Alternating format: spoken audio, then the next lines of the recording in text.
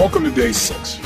This session is on, I think, the most important subject of all, and that is how do you really make sure that after all this work, all this effort, all this success in your life, you're really happy, you really feel fulfilled. And so this introduction to something we call the 6 human needs, I think is perfectly placed for you, especially if you just did the goal setting workshop, because we want to make sure we take away any fear that, what if I achieve all that and I'm still not happy? This will show you how to make sure you never have that fear, and more importantly, that you enjoy your life right now, not someday when you achieve these goals. You really experience it today.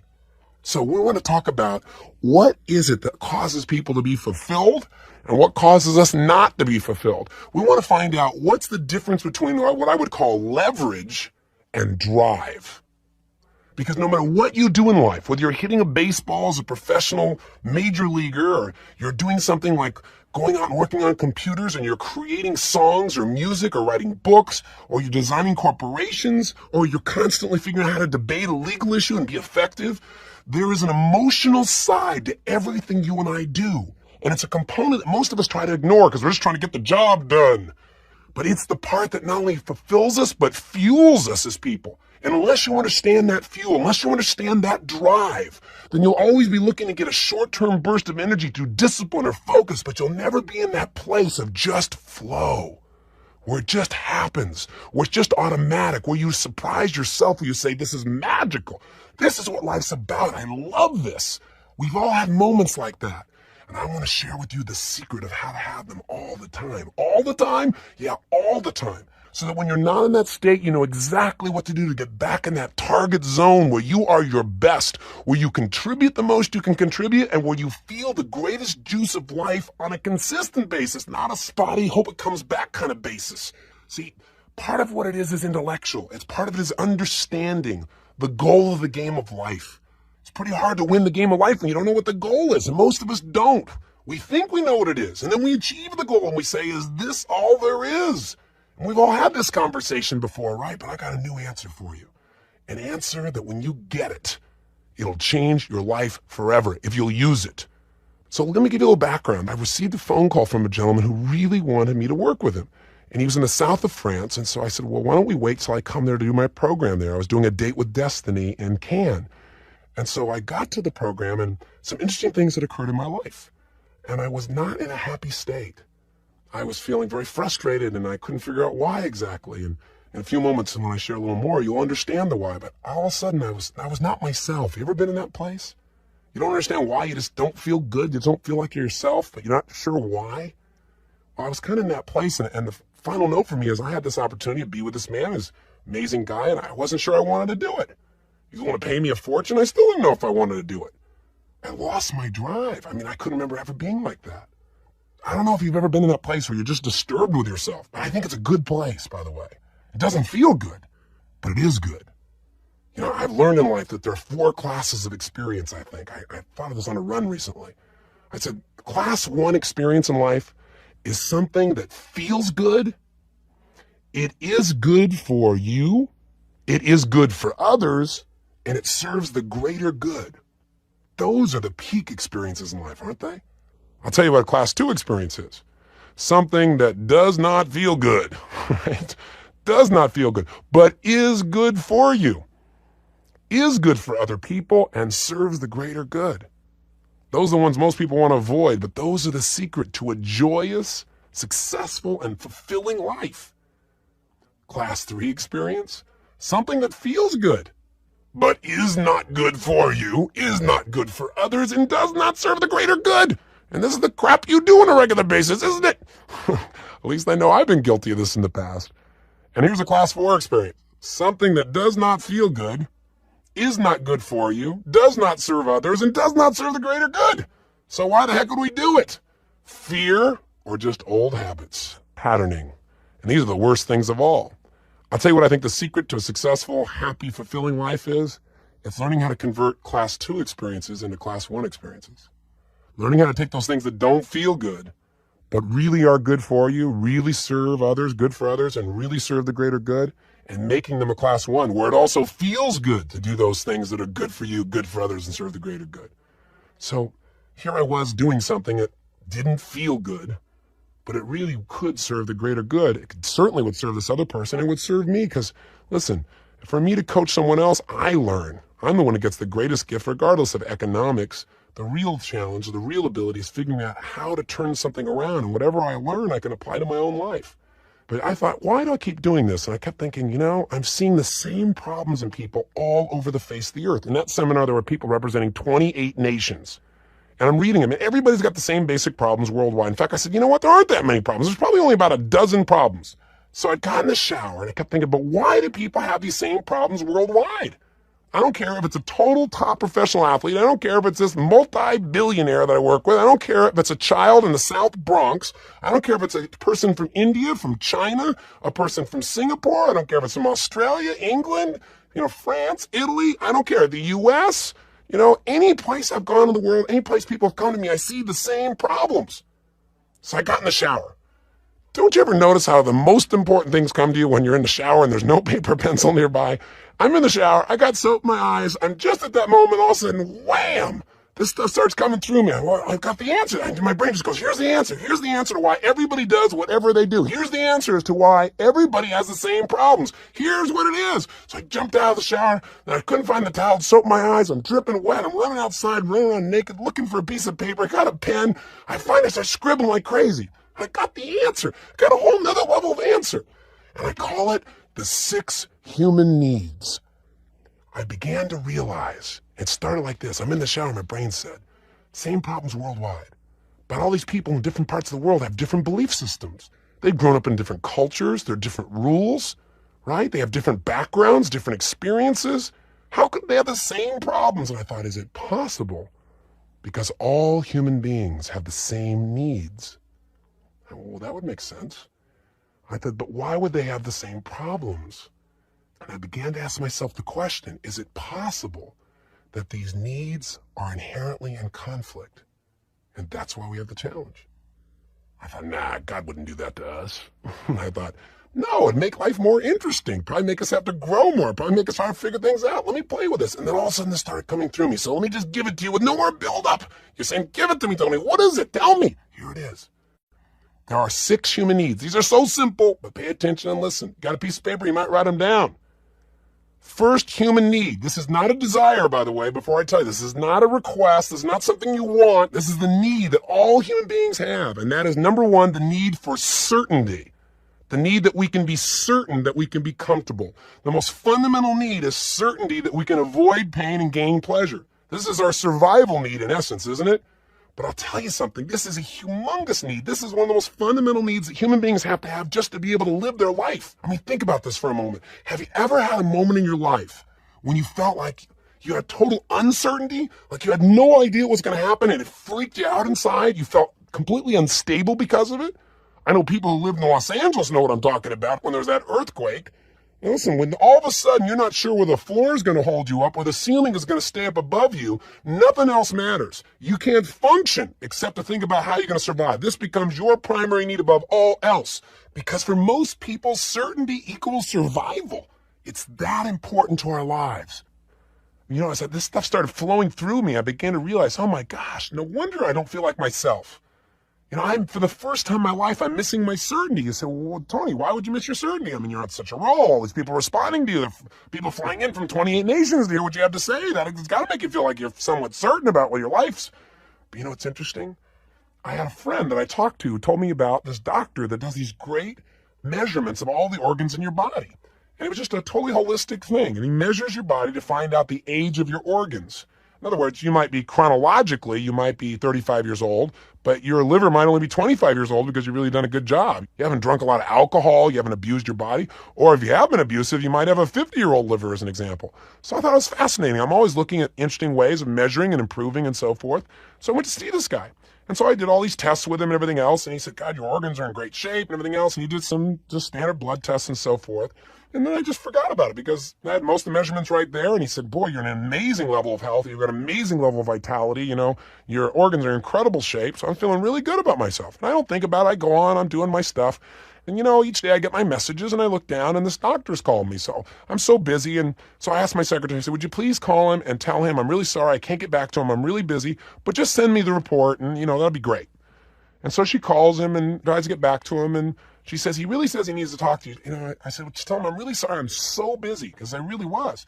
So I said, just ask him, please. We can talk. Send me the report, and then we'll talk. Because, it's nothing important to me right now. I got so many other things I got to deal with. So sure enough, I get home that night, late at night. I don't know, 10:30, 11 o'clock at night. And there on my pool table is a message.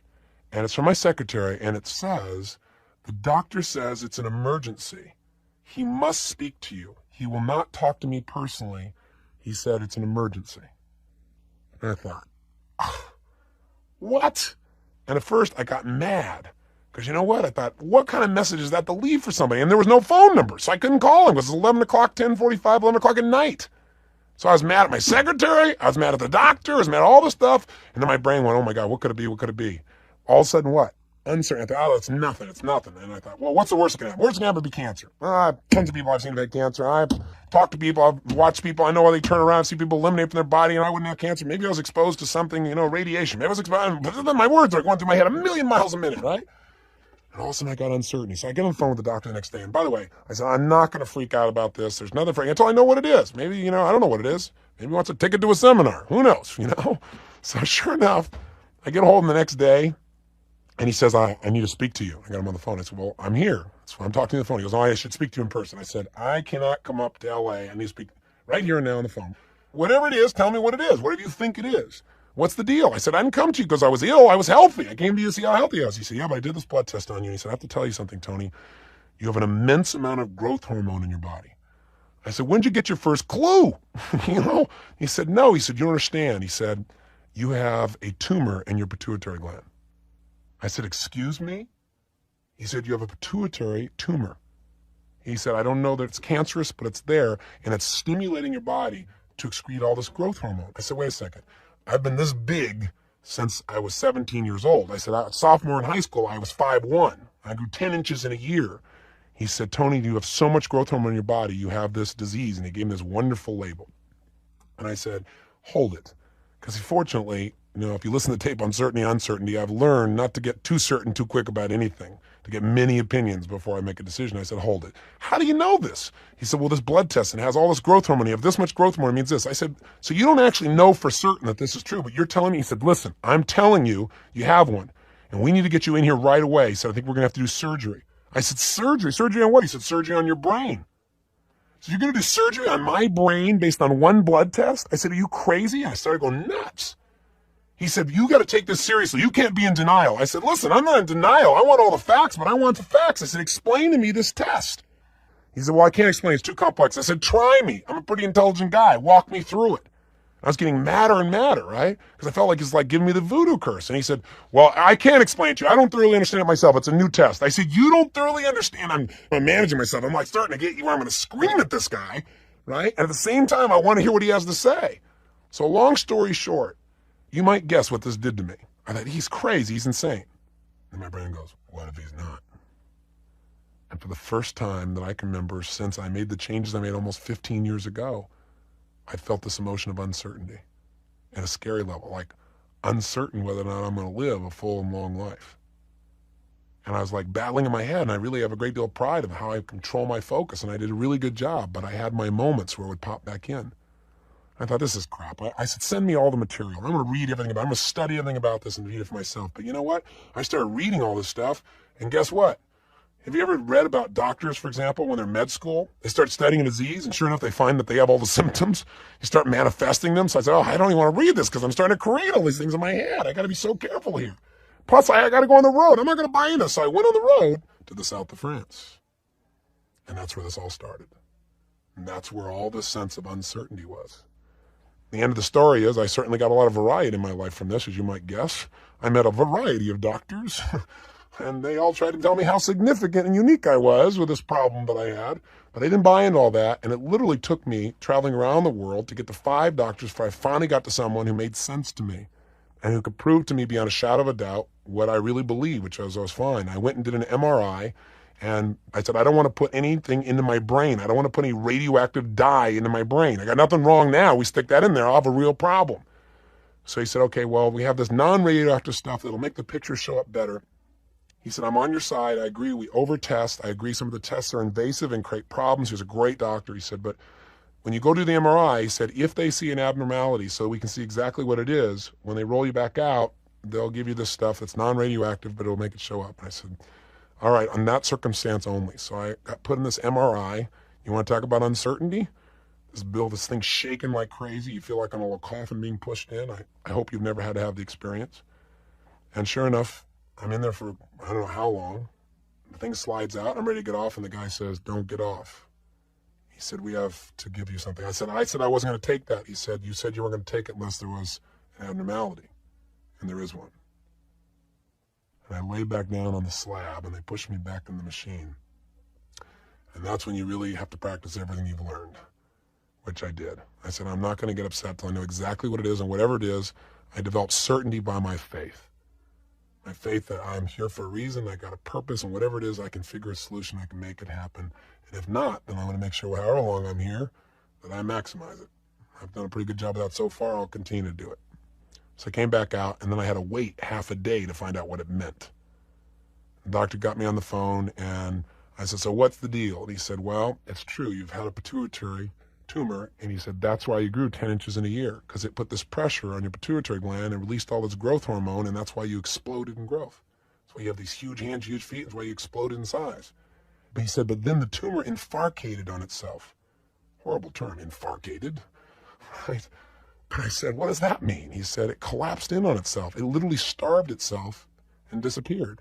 You're fine. There's a little tiny spot in there. He said that it could do something maybe. He said, maybe we ought to operate. I said, wait a second, maybe I ought to operate. I said, do I have any symptoms? He said, no, nothing else shows that you've got any problem. I said, well, this must have happened 17 years ago. He goes, yeah, but just to be safe, you might want to go in and do something. So just go in there and, cut it out just so you can feel certain that you don't have to worry about it. I said, I'm a lot more uncertain about you opening up my brain and messing with my pituitary gland. And so he was a really nice doctor, and he said, well, you really consider, he said, the other thing you could do is you could take these drugs. And he said, these drugs I said, well, what are the side effects? And one of the side effects of the drugs is it makes you feel like you're sedated. And he said, you just take them for the rest of your life. I said, can you imagine me being sedated? I said, here's a power. Welcome to Power Dog. Oh my gosh. So the bottom line is I went to another doctor, and the next doctor said he wanted to cut me open. I went through the whole thing. He said, yeah, but you can't take a chance. I said, why don't we just monitor it? But they kept saying, but even though it's infarcated, you have this high level of growth hormone in your body. And, it's so high, it's at this huge level. And I forget what the ratio was they told me back then, but it's like, 300% higher or 400% higher than other people. I said, well, I know people that are taking growth hormone, so they get great muscles. It makes you young and keeps you energetic and keeps you strong. I said, well, yeah. I said, so looks like I got about $500 a day with the growth hormone here. Why would I get rid of that? Doctor started laughing. He said, well, you got to take this seriously. I said, well, let's look. What would that do? He said, well, if it was out of control, your heart valves would get bigger. So we did the scan. My heart valves were fine. Went through all these things. He said, well, just to be certain, you should just do this. Because after all, if you take the drugs, then you can be certain. If you have the surgery, you can be certain. I said, listen, I got my own certainty. That's what it would take you to be certain. And in the midst of all these things, I had tremendous uncertainty until I finally got it resolved by meeting with this one doctor at the end. And I was his last patient. He's 75 years old, genius doctor. He's one of the fathers of this study of pituitary. And I kept asking all these doctors, is it possible that because I put myself in this incredibly intense state, that by doing that, just like I know I can fire off my adrenal glands, I'm firing off growth hormone? And he said, absolutely. No other doctor in the whole country could tell me that. He said, Tony, the way you live stimulates growth hormone because of the demands you make. He said, listen, we've got people in their 70s and 80s who we're doing weight training with, both men and women. I said, don't tell me. I've read the story. I've read the articles. I said, what it's doing is the demand they're making is causing growth hormone to be released, and it's keeping them young, and they're developing the same strength as 30-year-olds. He said, that's absolutely right. Only it's not only 30-year-olds, but as strong as 20 and 30-year-old men and women, people in their 70s and 80s. He said, you got a great gift. He said, but Tony, he said, I got to tell you something. He said, I'm into drugs. So he said, what I would suggest is drug you just to be safe. He said, if you go to a baker, they're going to bake. You go to a surgeon, they're going to want to cut you. You go to me, I want to drug you. He said, but you're pretty clear about what you want to do. He said, listen, if you just want to monitor this, he said, it's probably been 17 years. It's probably just totally fine. There seems to be no side effect in your body whatsoever. But if you want the drugs, he said, I'd be happy to give them to you because it's something just to add certainty. I said, I'd much rather just monitor and see if there's any problem here. So I'm fine. But I'll tell you what. It took me forever. And you know what? It took me one more reference, and that was I had visited with Deepak Chopra, who's one of the most brilliant people I know in the world, and he's an endocrinologist. Why I didn't start with him, I'm not quite sure. I guess because I was off into the spiritual realm in the gap and not thought to go see him. But I talked to him, and he said, Tony, let me look at your levels. And he showed me the ratio. He said, Tony, he said, I've been an endocrinologist for 25 years. I got to tell you something. Anybody with this ratio, he said, this ratio is not extraordinary. I would never do surgery on somebody with this ratio. I would never give drugs to somebody with this ratio. He said, there are people with a ratio 5 to 10 times this. And then we consider doing surgery. I said, everybody else is telling me I'm nuts if I got it. He said, Tony, there's natural variation. He said, this is probably just in the natural variation for your body. So finally, combination of new references, I was finally able to get certain again. And I've gone back now, it's been 18 months, and everything measured, nothing has changed, I'm totally fine. But it took all that time to get there. But after a few people, I finally decided to enter not only getting evidence, but also a little bit of faith. Because you know what? You can be scared about crossing the street, and then you won't do anything there either. But I got to tell you something. I now know what it means not to have certainty, and it makes me appreciate what people are going through when they feel that level of uncertainty. It is a need. And if it's taken away, it's difficult. And by the way, no one can take it away. I took it away from myself. I could blame the doctor all day long. He's just trying to help me. He's doing what he knows best. He's doing what he's trained to do. But what I did is I started to create all these questions. And by the way, it's useful sometimes. I had to get the answer to the questions. That would be stupid. Just to say, oh, I'm certain and not look at it, not investigate. But it's equally stupid to keep asking a question forever. Because if you keep asking a question, you're going to doubt it. If you say, well, what if I screw up? What if I don't follow through? You're going to create uncertainty and doubt. Not because there's something to doubt, but because asking about something over and over again creates the doubt. So if you want to have certainty, I'll tell you one of the biggest skills, getting quality information, getting multiple opinions, but I'll tell you the other thing that'll give you certainty, and that is making certain that you apply some of your faith as well. It's still the ultimate power. So think about this for a moment. If we have a need for certainty, how do we meet it? How do we meet that need? And then you begin to understand the second part of understanding how to make your life work. We all have the same needs, but we've all developed different vehicles, different ways of meeting those needs. Now, what the heck is a vehicle? A vehicle is anything you use as a tool to meet your emotional need, to meet this deep need for certainty. So, for example, how would one get a sense of certainty in their life if they really needed it? Well, there are lots of ways. What some people do when their whole life is in a terrible shape and they don't know what to do and they're feeling tremendous uncertainty at work and they don't know what's going to happen. They don't know if the company's going to downsize or right size. I mean, look at the world we're in. Boy, you talk about a need for certainty. The world used to be really predictable, but it isn't anymore. We don't know. At any moment something can change because information is happening so rapidly. Change is happening more rapidly at any time in life, so it's hard to predict what's going to happen. So, boy, this need for certainty gets even stronger. So what do you do in the midst of all this stuff? You grab something that'll make you feel certain you can be comfortable, because that's really what we're talking about. You might think of this need as certainty/comfort. That's really what the need is. And I'll tell you what most people do, reach for some food. That's right, I'm all stressed out, go eat something. Yeah, now I can be comfortable. All that food slams into my stomach. I start to breathe again. Hey, I'm certain I'm going to survive. There's food in there. We don't realize it, but it's just a way we know. We can predict will make us comfortable. Other people are not into their food. No, they're more type A types. No, the way they get certain is go fix that desk. Yes, they got this $8 billion decision. They'll just put that aside because that's too tough. What they do is organize their desk. Gives them a sense of control. With a sense of control, we feel what? Certain. Take a look, my desk is all nice now. It only took me 4 hours. I got to avoid the big decision that I was uncertain about. Do something I'm very certain. I am certain I can be competent in organizing my desk. I feel so much better. But it hasn't solved the real problem. Some people do it by controlling other people. If I can get you to do all the things I want you to do at any moment, then obviously I'm in control. If I have control, then I don't have to worry about how you're going to respond. I know how you're going to respond to me. I have no uncertainty. I can predict your response because I'm in control of it. The problem with this particular vehicle for getting certainty and comfort, it violates another need we have for love, for connection. But we'll get to that. The point of the matter is, some people, as a vehicle to get certainty and knowing how important is their lives, what they do is they create a negative identity for themselves. What do I mean? Well, have you ever done something or watched somebody, because I'm sure you've never done this, but have you ever watched somebody else like disappoint themselves time after time? And then what do? They adapt. For example, let's say somebody procrastinates over and over again, and they really try to achieve something, but they procrastinate. Really try to achieve, and they procrastinate. They're disappointed with themselves. Here's the simple way to get around it. All you got to do is say, you know what? I'm just a procrastinator. That's just who I am. Guess what that gives you? Certainty. Certainty that in the future you won't follow through, so you feel comfortable with it. So rather than being disappointed with yourself and upset and wondering whether you're going to fall through or not, you can at least predict it.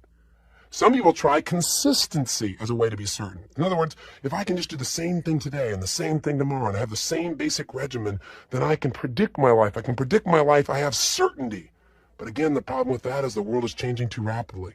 If you do the same thing day after day after day in business, you won't be in business years from now because somebody else is going to come by and do it better. They're going to use that little concept called constant, never-ending improvement, They're going to innovate, and you're going to be in the dust.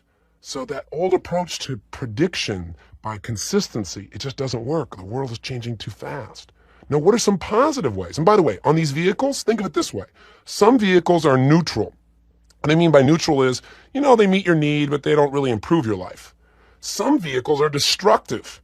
They flat mess your life up if you use that vehicle, but the problem is you can go eat like crazy and feel comfortable each time you eat, but you're violating other needs you have in your life. But it's seductive. Are you following me on this? I know I'm kind of early in the discussion, but please catch this with me. In other words, sometimes we do something that doesn't really serve us, but it feels good, but it's not good for us. And it feels good in the moment because it meets one of our needs. For something to be a class 1 experience, it needs to meet all of our needs, or at least the vast majority of them. Now, what are some positive vehicles we could utilize in this concept of getting certainty? Because we all need it. It's not a question of whether we need it or not. It is an absolute need. Well, I can tell you one of the most powerful ones is to create a positive identity for yourself. To say, you know what? Instead of getting all worried, and by the way, what is worry? It's uncertainty, isn't it? You're worried it's not going to work out. You're worried this is going to happen. You're worried that's going to happen. Oh my gosh, what if this doesn't work? What if that doesn't work? It's a horrible state to be in. Here's the antidote to worry. Just being willing to decide that your vehicle for certainty is you're going to have faith. As I started to say, my core belief that's got me through some of the toughest times of my life is I really believe that I am guided. And I'm not telling you what to believe spiritually in any way, shape, or form. I respect whatever you believe. But whatever you believe, no matter what religion in the world we speak about, every religion talks about the power of belief, or specifically faith. That absolute certainty that comes from nowhere except that you decide to have it. And we forget we have that skill. In fact, I did a whole power talk years ago on faith. But I can tell you, another way is just to have a positive identity for yourself. For me, I have been through so many things in my life, and I'm sure you have too. We've all been through trying times when it looked so bad, times when it looked like it would never turn around, times when it looked like, everything was against you. When winter looked like it was going to last forever, when it seemed like there would never be a daytime, it was always going to be night. You've had those kinds of times in your life, haven't you? I know I have. But you know what's pulled me through? I've lived enough life, and I'm still a baby. I'm still a youngster in life. But I've lived enough life, I have enough experience that I can look back, and if you're smart, you can do this too. You can say, you know what? I've been through everything you can imagine. Whatever you throw at me, I always find a way to turn around. I've got so many experiences when it seemed like nothing could work, and I found my way through it. Or I hung out long enough till it turned around. The season does change. It doesn't stay winter forever, even if you don't do very much. But if you get better, somehow it tends to affect your personal emotional seasons at least. And it certainly has worked that way for me. So what I can tell you is there are a lot of positive ways to have certainty. You can have certainty because you know that you're a giver. And since you're always giving, you don't have to worry about will you be taken care of. You believe in karma, or you believe in the concept of what you put out comes back tenfold. These philosophies, these belief systems will give you certainty. But how do most people try to get certainty? They use an artificial vehicle, and that's why they live in fear. They think that if they have enough money, they'll be certain. But see, no matter how much money you have, as soon as you get a lot of money, then you worry, well, what if somebody takes it? What if they tax it? What if somebody sues me? Then you got all those worries, so you still don't have certainty. Some people say, well, once I get a relationship with somebody I really care about, then I'll be certain. Then I'll be comfortable. Then I'll finally have that sense of pleasure. Because that's what we're really talking about. Certainty you can be comfortable. Certainty you can have pleasure and not pain. But sure enough, when you start interacting with another human being, guess what? You're going to have a lot more pleasure, and you're going to have moments, at least moments, where there may be a little bit of pain, because human beings have conflicts that show up. It's part of being a human being. It's part of what makes us grow. So there are lots of ways to meet this need. But here's the real caveat. Here's where the real problem comes in. Let me ask you a question. What happens when you get totally certain? Well, the first thing happens, you feel confident, don't you? Yes, indeed. I feel pretty strong. I'm pretty good at this. And then after a while, when you absolutely can predict what's going to happen, when this happens, that occurs. You can just predict it. When you have total, complete certainty, what happens? Well, you lose your edge, right? Because suddenly you think you just know it, so you don't grow as much. But there's another phase beyond that. If you're totally able to predict, all right, let's say your spouse, I know what he's going to say again. I know it. Every time we go there, she says this. Every time we go there, he says that. I know. Then he'll say this. Then she'll say that. What happens? What emotion do you feel when you're totally certain all the time? That's right. Boredom. Right? Boredom. Let me tell you something. The bottom line is that when we're bored, we're unhappy. We're unfulfilled. We've got to be able to break through boredom. So guess what we do? The reason, and by the way, I want to make sure I'm clear about this. When you totally satiate a need, you get unhappy. And here's the killer. The killer is that you have a second need that is directly in conflict with this first need. But see, that's the paradox, because here's the second need, the second human need, the second goal of life is simply this. You need uncertainty. That's right. You need uncertainty. You need it. You don't just want it. You don't desire it. You may try to avoid it, but you need it. All human beings need uncertainty/variety, to give you another word. Because everyone, coming from our background, we have different linguistic representations. All that means is different words to represent what feelings mean to us. So when I say for you uncertainty or variety, you might substitute another word in your mind, like we all have a need for surprise. That's another way of describing uncertainty or variety. Or we all have a need for diversity or challenge or difference.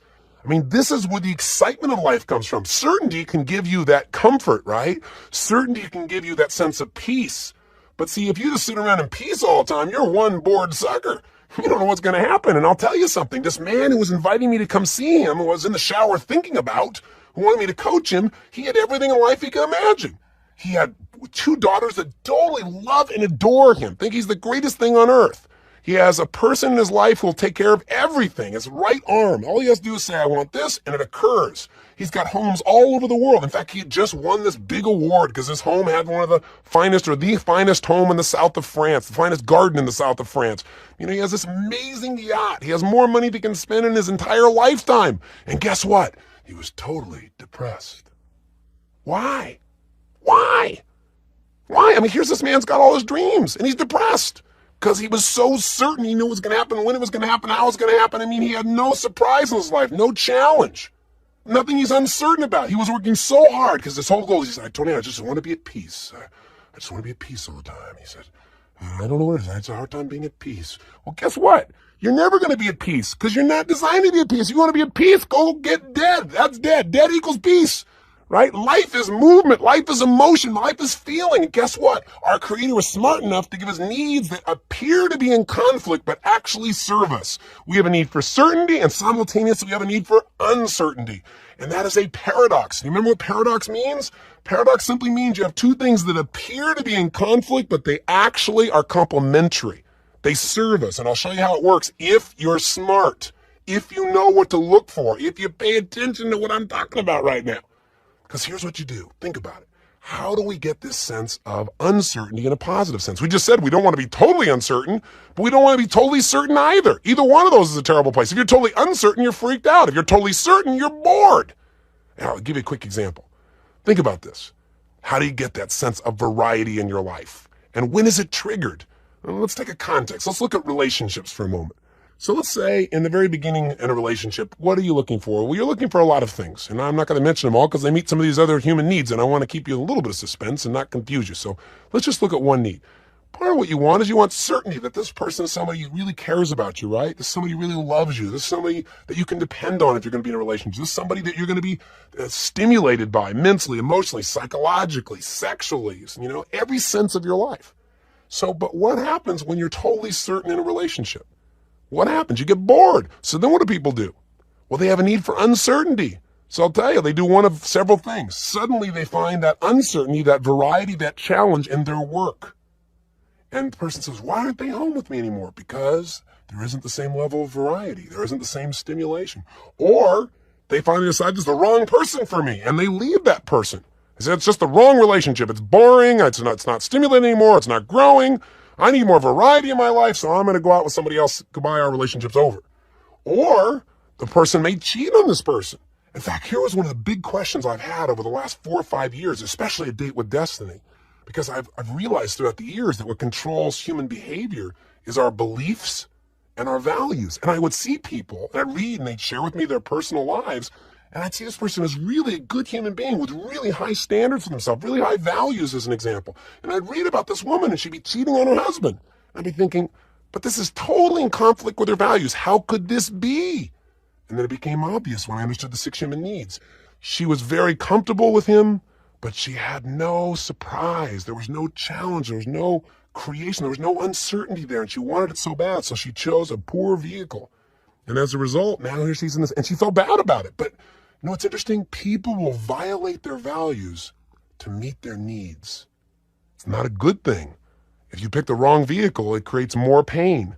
It becomes one of those experiences that feels good, but isn't good for you, isn't good for others, doesn't serve the greater good. So you have to be careful of those. It's so easy to get seduced. I know I've been seduced by situations in my life, food, situations that didn't make sense. We all can relate to that. But what you got to realize, okay, what need am I trying to meet? Let's see if I can meet that need in a more productive way.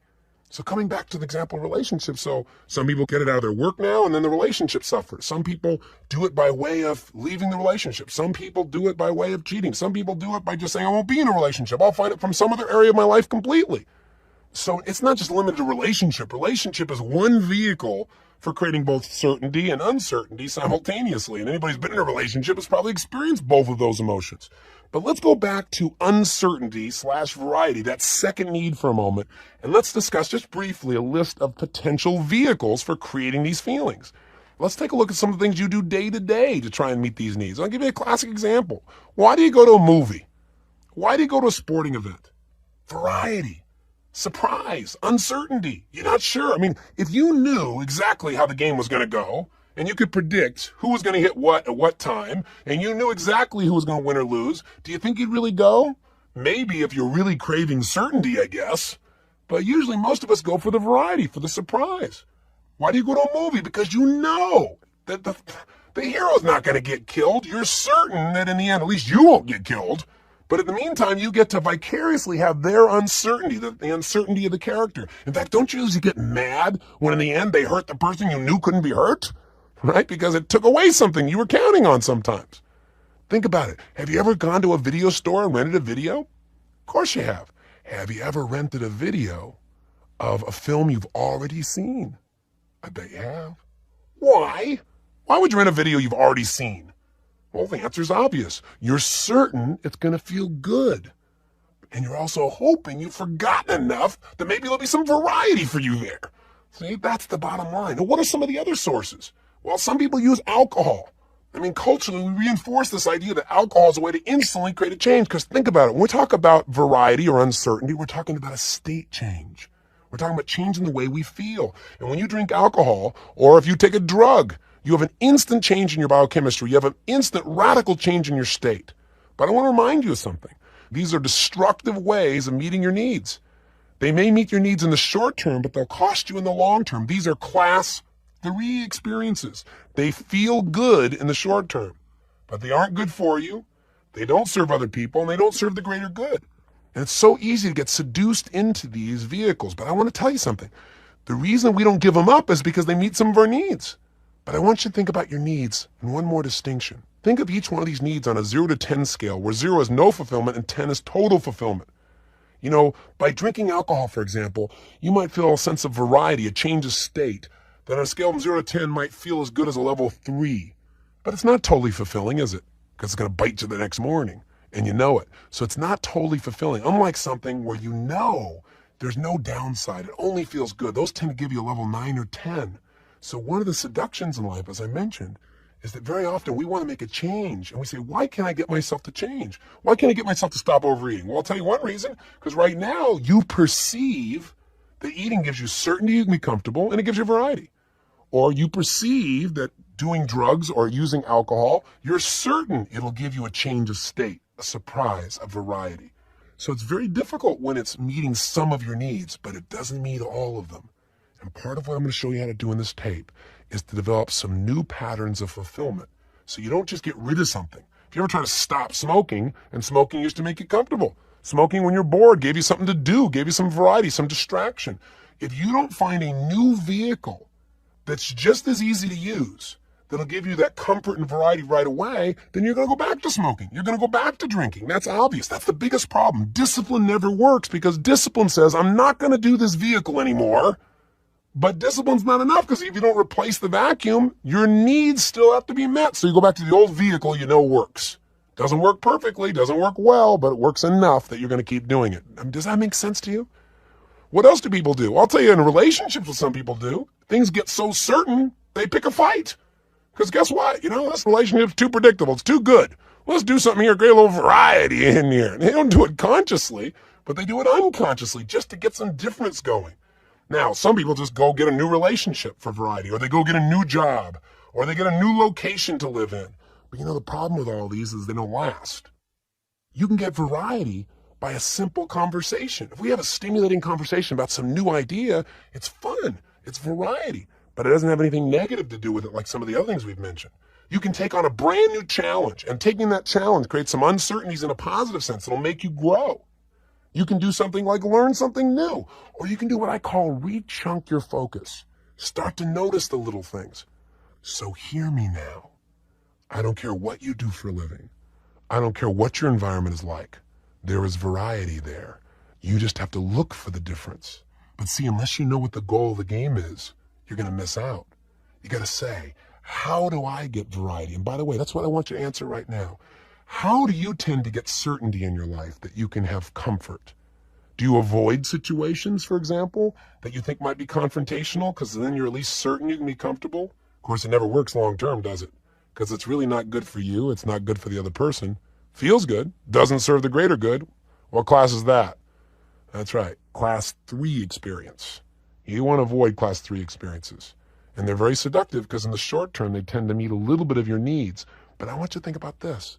Each one of these needs, whether it be certainty or uncertainty, this need for comfort or this need for variety, they have a 0 to 10 scale. 10 is total fulfillment. 0 is nothing.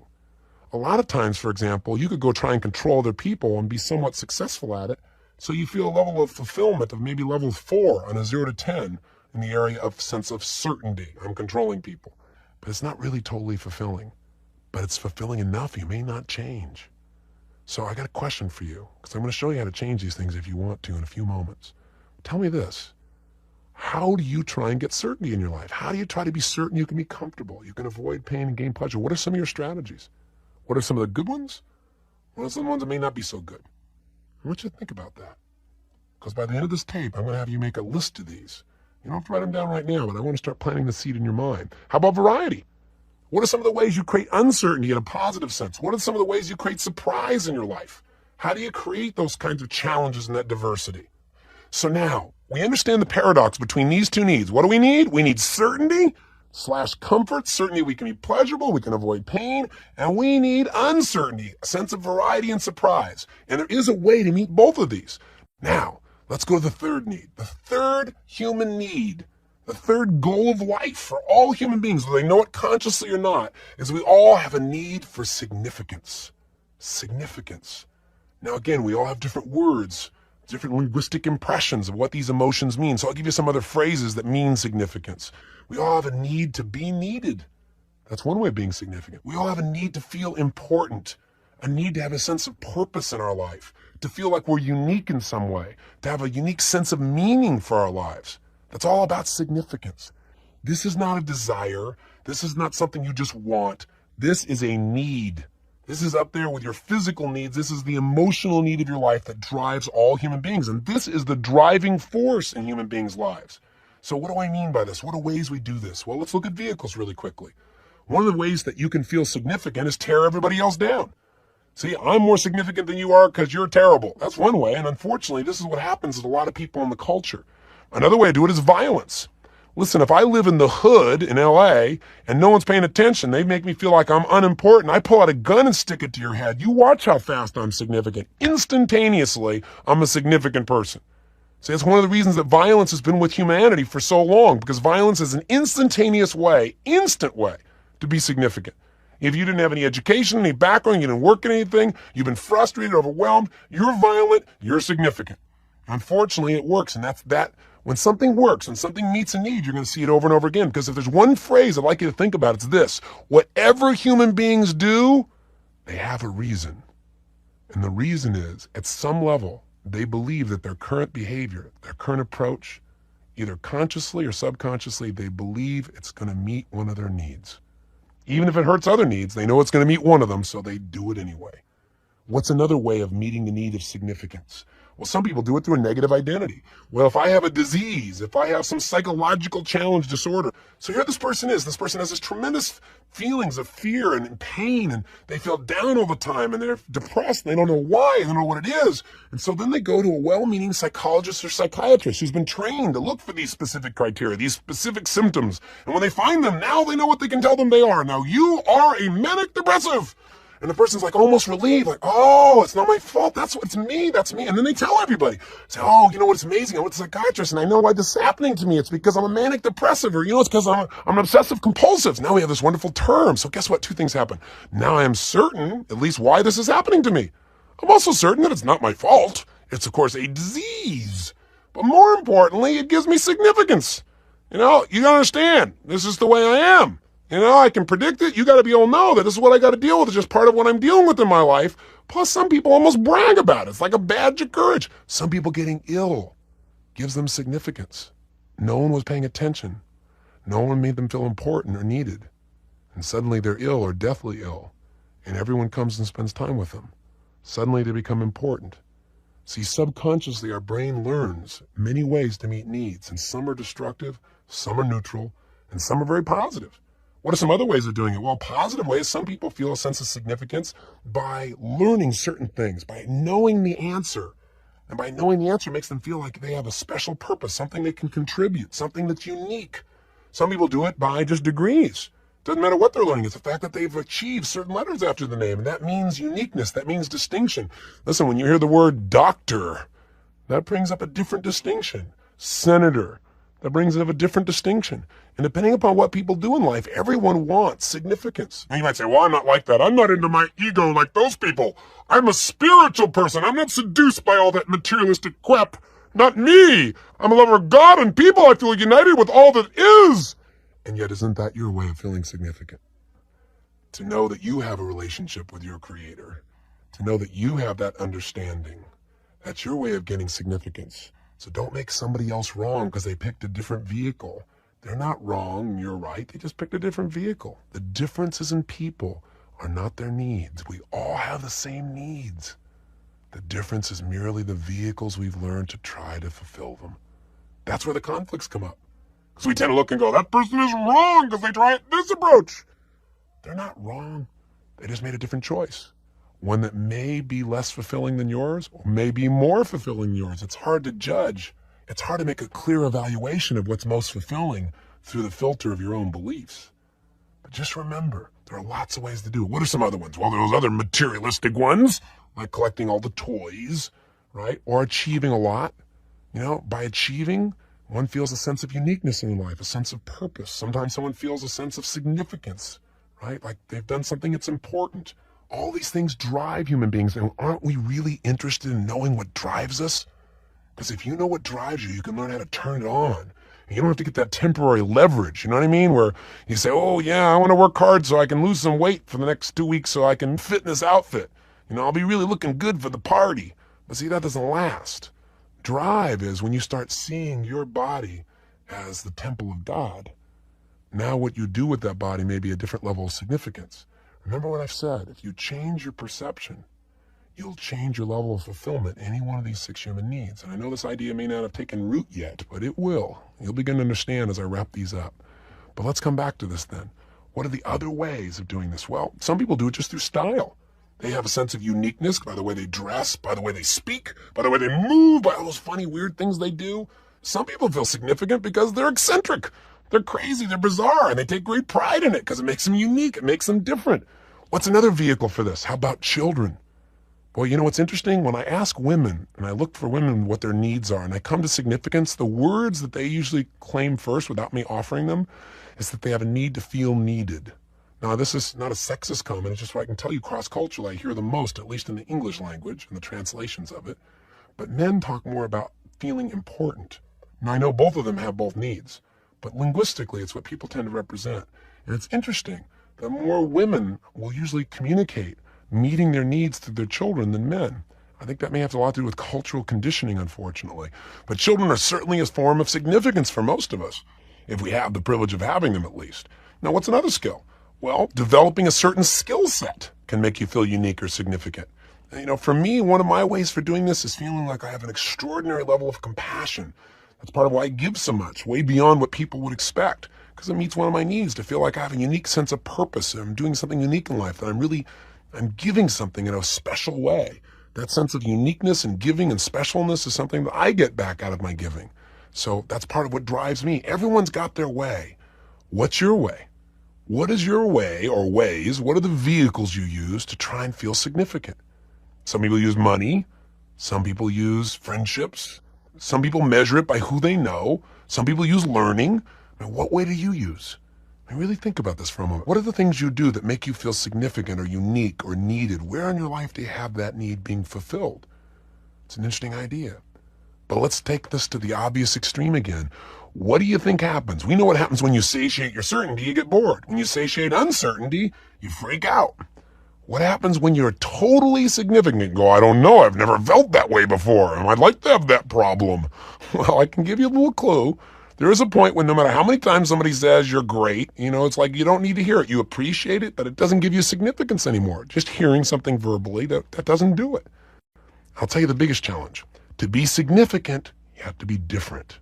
If you're really totally different, it violates the fourth human need, the fourth goal of life, which is the need for connection and love. Think about it. Isn't that what we all really want? Isn't that what every soul yearns for?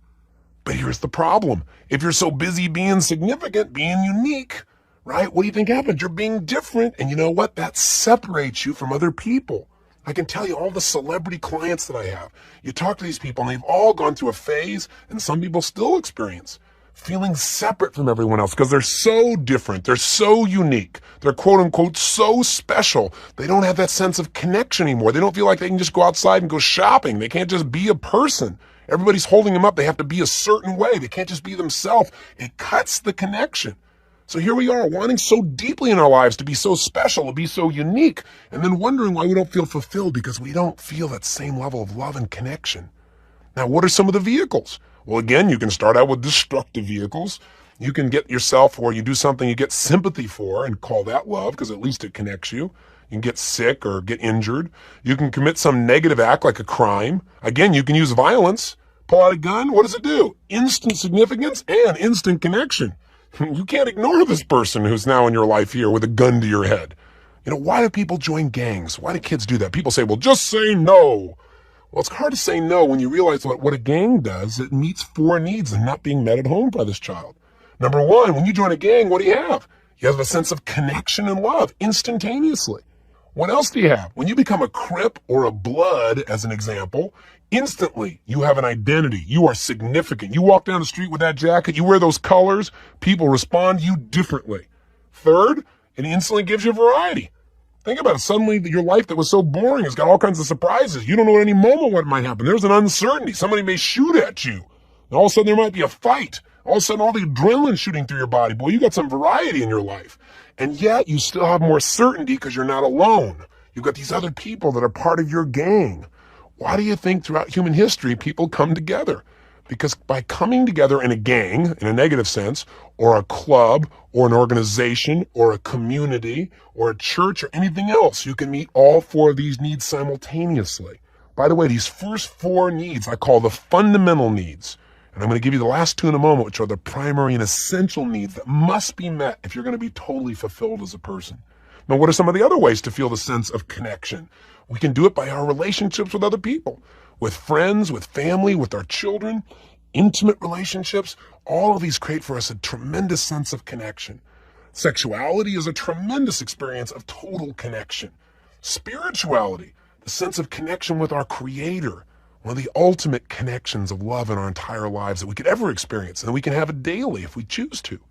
What else does it? Being in nature. Haven't you ever had the experience of walking on a beach or being in the mountains or being in a forest or someplace? someplace in nature and just feeling just totally connected to nature, to God, or to yourself. Connecting with yourself is a powerful thing few people take the time to do anymore. They're so busy trying to get it all done. They wonder why they're not fulfilled. They're not connecting. They're not taking the time to connect with themselves. Another way to do this is pets.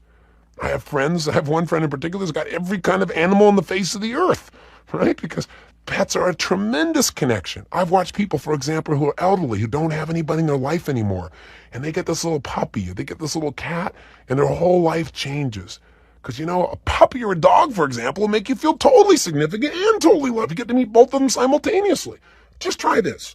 Go outside to get the paper and have the dog see you leave and then come back. It's like you've been gone for 6 months. They're so excited to see you, right? It's like you're the most important thing in their entire life. You get all this love, you get all this significance. I mean, heck. And you know what? They're low maintenance compared to some of the people in your life, right? So some people say, heck, I'll go with animals. They're a lot easier approach. Right? The bottom line is pets are a great way to do it. Tell you another way to have a sense of connection. Self-sacrifice. You give your all. You do something you aren't doing just for you. You go to that level, and sure enough, there's something about that goes beyond almost any other experience in life. Self-sacrifice that's done consciously is not a class 2 experience. It's a class 1 experience. It actually feels good because you know you're doing what's good. What's good for you, what's good for others, and that which serves the greater good. What else can you do for a sense of connection? Well, you can join a team or a club. You can just appreciate beauty. Just looking at a piece of art can give you a sense of connection, right? There's so many ways. Some people do it by going to the movies, and they get connected to the person on the screen. So again, there are negative ways, there are neutral ways, and there are positive ways of meeting this need. But here's where the paradox comes in again. Let's take a look at an example of relationships. Going back to that example. Remember we saw the challenges that happen between the need for certainty and uncertainty in a relationship? Well, let's use the same context of relationship around significance and connection and love. So in a relationship, what happens? In the beginning, you're so excited because this person notices you and loves you and you feel so significant. But sometimes what happens is we feel less significant because we don't get the same level of attention. They still love us, but we don't feel significant enough. So all of a sudden we don't feel very fulfilled. So we do something so that they know that we're significant in their lives. Well, you know what?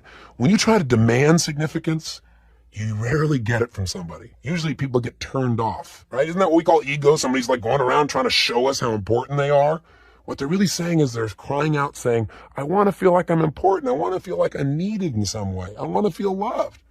But most people don't know how to say that. So they do silly things that usually push people away. I'll give you a little secret. Whatever need you want to fulfill in your life, give it. Whatever need you want to receive, give it. If you make someone else feel needed, if you make them feel important, if you make them feel special, if you make them feel significant, I promise you, more than likely, they will make you feel needed, important, and significant. If you give someone else tremendous love and connection, more than likely you will get that back in most cases. Give that which you wish to receive, and you won't have to worry about receiving it. It's very simple. But you know what happens in relationships is first you get in this relationship and you say, gosh, I want someone I'm totally connected to. And then you have this total connection. It feels so wonderful. And it's like we're one. We're totally united. We're like one soul. Here we are. And then all of a sudden somebody goes, but then who am I? If I am you and you are I, who am I? I don't have my own identity. Oh my gosh, I gotta have my own. I need my own identity here. I don't want to just be Mrs. So-and-so. I don't want to just be Mr. So-and-so. I gotta have my own identity. Don't you understand?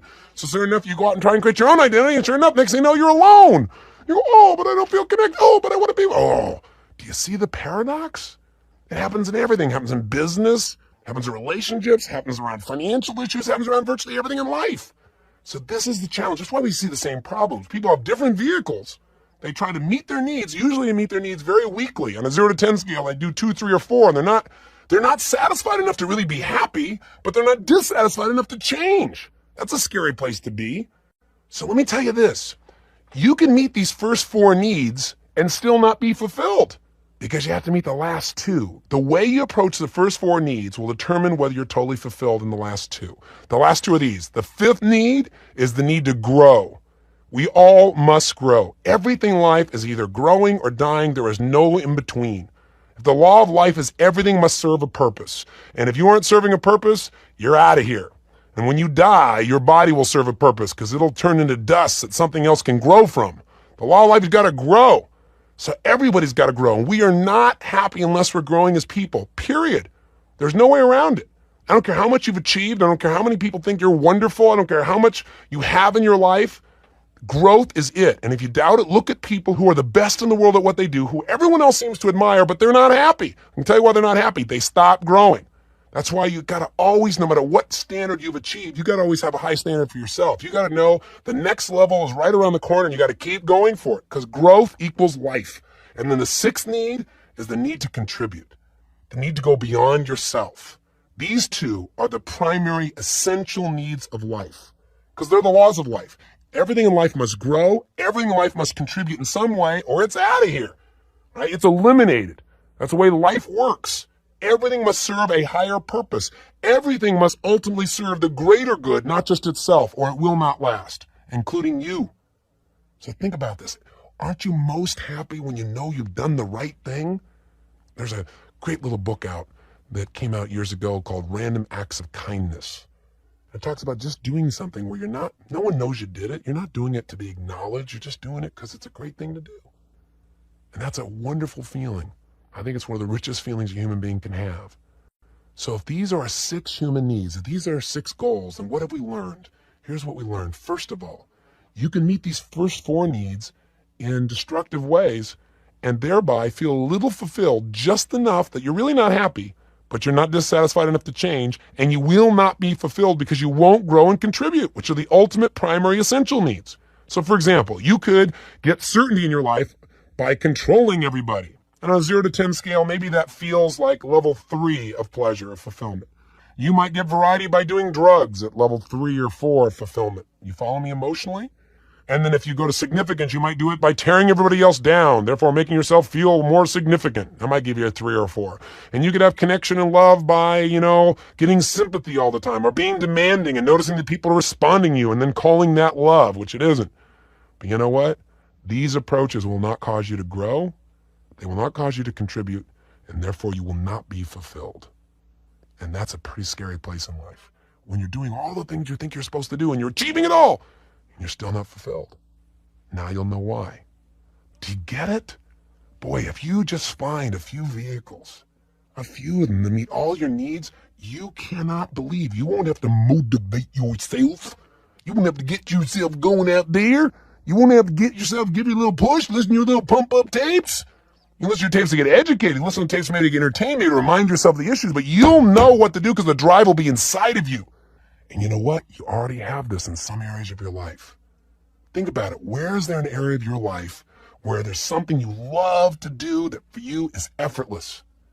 I virtually guarantee you that a minimum of 4 of these 6 human needs are met by that activity, and probably all 6. Now, I got another question for you. What's something you hate to do? By the way, before you go to that, think of something you love to do and ask yourself on a scale from 0 to 10, how fulfilled am I by that? In terms of how much certainty do I feel? When I think about doing that, how much certainty do I have that I'll have pleasure doing that activity? How much certainty do I have that I'll enjoy it, that I'll have comfort at least, that I'll at least be able to avoid pain? And then go to variety. How much uncertainty, how much variety on a scale from 0 to 10 will I have by participating? How much is different? How much of this will make me feel a sense of significance or uniqueness or feeling needed? And how much of this will give me these feelings of connection and love?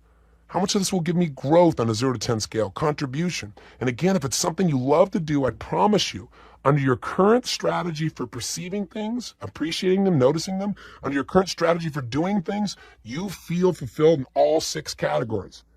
So now think of something you hate to do. Something you absolutely hate to do. What's something you try to avoid doing if you possibly can? Now, some people say, well, there's nothing I hate. Well, what's something you would prefer someone else did? Think about it. And some people say, well, cleaning my house. On a scale from 0 to 10, what's your level of certainty it'll give you pleasure or comfort? -2. It's a waste of time. I hate it.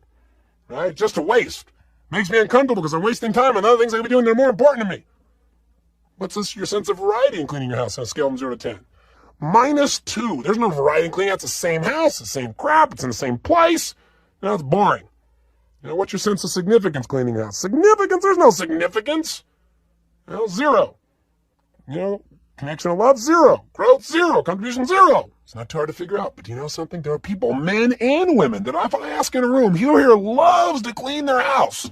I get a couple of people that raise their hand and say they love to clean their house. And you know what? We all want to hire them.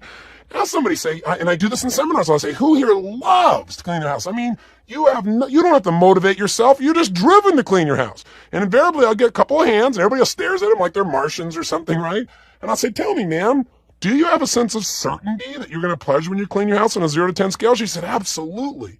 Because you know what? When everything else in my life is so stirred up, I go clean my house. She goes, I feel like I got control over it. I feel good about things. I feel happy. You know, it's part of it is I have time for myself. And I know I do a good job, and I'm certain I can do a good job, and I can complete it and get it done. Do you have a sense of variety from cleaning the house? And this lady says, well, of course I do. Well, what's the variety? She goes, well, every day you go, you don't know what you're going to find. Your kids put something new down. There's always something new in different places and different ways. And, you know, you got to wash different things. There are different colors. And plus, I often listen to your tapes, you know, so I'm hearing something different. I'm learning something while I'm cleaning. I said, you don't get significance from cleaning, do you? She goes, well, yes, I do, because I do a darn good job. I do a better job than anybody, and I know how to get the whitest whites. They go on and on about this. And they'll say I get a level 10 of significance from cleaning my house. How about connection and love? You don't get connection and love from cleaning. Yes, I do, because when I'm ironing, I pray for my children. I feel connected to them. Like, wow, I never stopped to think about that when I'm cleaning the house. What if I did? Maybe I'd be more fulfilled. You see, if you had a different strategy, you could do something that once was boring and feel very fulfilled by it. That's where modeling comes in. How about growth? You really grow? She goes, yes, because I listen to tapes. I think about different ideas. I ask myself questions. Plus, I solve new problems in the house, new challenges. Of course, I'm growing. 10. Contribution goes 10. Nobody else will do it. I'm contributing. That also, by the way, makes me unique because no one else will do it. 10, 10, 10, 10, 10, 10. Interesting. So now let's relate this. I'll give you a couple of good examples, and let's relate it to you. But first of all, think for a moment. What is something you hate to do? What is something you hate to do? And ask yourself, this thing I hate to do, or I'd prefer other people do. What's my level of certainty that I'll have pleasure, or at least avoid pain by doing this, that I'll be comfortable doing this? 0 to 10, what's your level of certainty that it'll be pleasurable? I'd be willing to bet it's pretty low, isn't it? Maybe it's 0, maybe below, maybe it's 2, 3, or 4. What's your sense of positive variety on a 0 to 10 scale? That there'll be positive surprises or differences in this activity. Probably one of the reasons you don't like doing it is you don't see there's much variety. For you, it's the same old thing. Other people enjoy it because they see variety in it, but you don't. 0 to 10, yeah, you're probably in that minus level, 1, 2, that range, right? How about significance? This thing you hate to do. How significant does it make you feel? How important do you feel unique when you're doing this? My guess is pretty low or 0. How about the sense of connection and love when you do it? Think about it.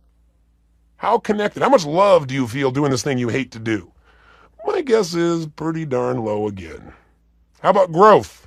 You might go, yeah, I grow doing it. No, I don't mean do you grow. I say when you think about doing it, how much growth do you associate to it? Probably very little. And again, contribution, you go, yeah, I contribute. Again, I don't want to know if you contribute. I want to know, does it feel, when you think about doing this, do you feel like you're contributing? Many times you do contribute, but you don't give yourself credit, so that's why it doesn't feel fulfilling. Does this make sense to you?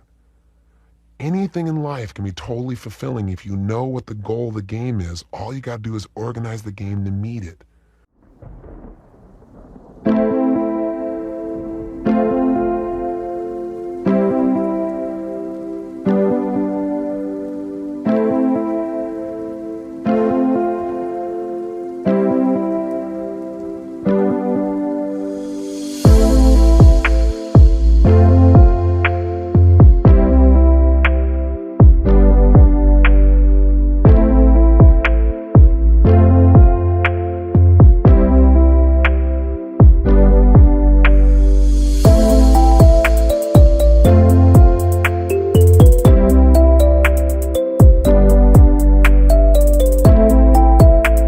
So I'll give you some strategies for understanding how to change the patterns that don't work and replace them with patterns that do.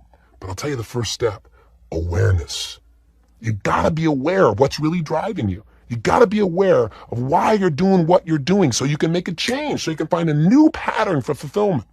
Instead of making yourself wrong, going, why am I so terrible? Why am I sabotaging myself like this? You are not sabotaging, you're trying to meet your needs. And you're probably meeting 2 of your needs and violating 4, and that's why you don't like it. But when you try to change it with just discipline, it won't work. You must become a designer of patterns of fulfillment. So I've given you an immense amount here, way too much. In fact, I teach a lot of this at Mastery University and at Date with Destiny. But I didn't want you to wait to hear this. I wanted to give you these fundamentals now because this is a tape I hope you'll listen to again and again. Whenever somebody does something that you don't understand, whenever you do something you don't understand, or you want to create a change, ask yourself, what needs is this behavior meeting? And how can I better meet my needs to a better behavior, a better vehicle, a better approach? What can I do? How can I change what I'm perceiving about this, what this means to me, what I'm appreciating, so I enjoy it more, so it feels like there's more variety or feels more significant? You know, what could I do to change the way I go about it? Maybe I can add music to what I'm doing, and that adds variety to this thing that felt boring.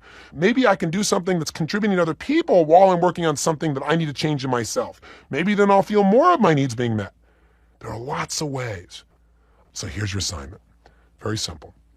I want you to write down in a journal, someplace, something you love to do, something you absolutely love to do that for you is virtually effortless. I mean, other people may think it's difficult, but you get immersed in it.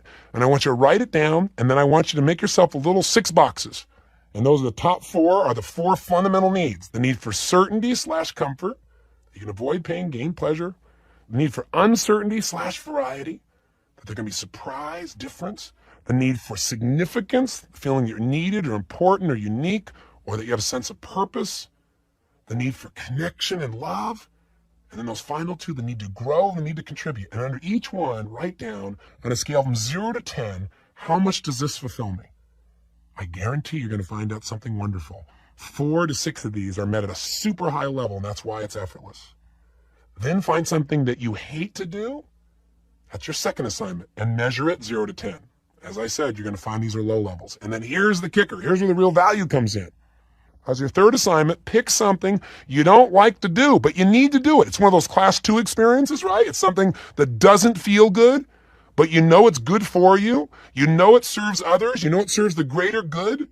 Pick something like that and make it a class 1 experience, something that even feels good. And the way to do that is say, what could I do so that when I thought about doing this activity I used to not enjoy, I could feel certain it would feel not only comfortable but pleasurable? What could I believe about it? Maybe I could believe that I'm being guided. Maybe I could believe that it's really serving other people. Maybe I could get some instruction that makes me feel like I have more skills, so I'm more certain in this area. What could I do on fundamental need number 2?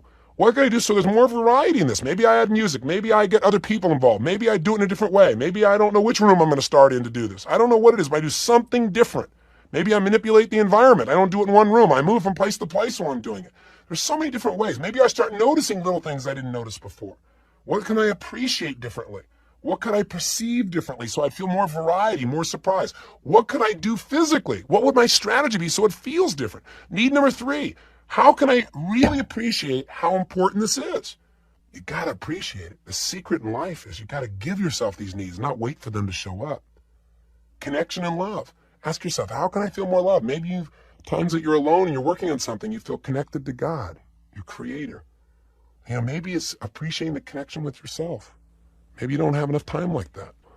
You know, contribution. What can I do that makes me feel like, yeah, even though this seems little, everything contributes in life. Even the littlest thing, just making somebody smile is a contribution. When you drop the stone in the pond, the ripple effect doesn't end in that moment. So you have 3 assignments. 1, find something you already love. Maybe something you're a peak performer at, and rate it 0 to 10 in all 6 categories so you'll see that I'm right. It's fulfilling to you. That's why you're a peak performer. Find something you hate to do. You'll see why. And then find something you don't enjoy doing but want to enjoy doing. And make it something you'll enjoy doing by changing your perception or your procedure. A lot of homework, but invaluable. So go for it right now. Come up with your ideas, and I look forward to being with you tomorrow. Until then, live with passion.